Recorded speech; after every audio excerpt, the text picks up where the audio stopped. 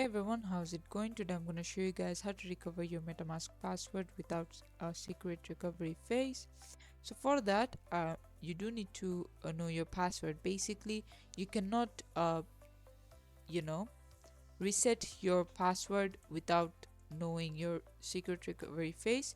You need to know your password if you want to recover your secret recovery phrase.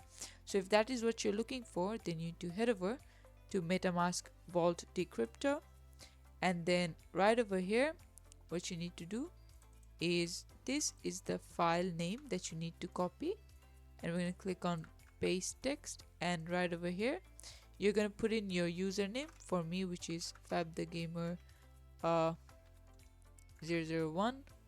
and then you're going to put in your password, and then you're going to click on decrypt, and this is how you can do it.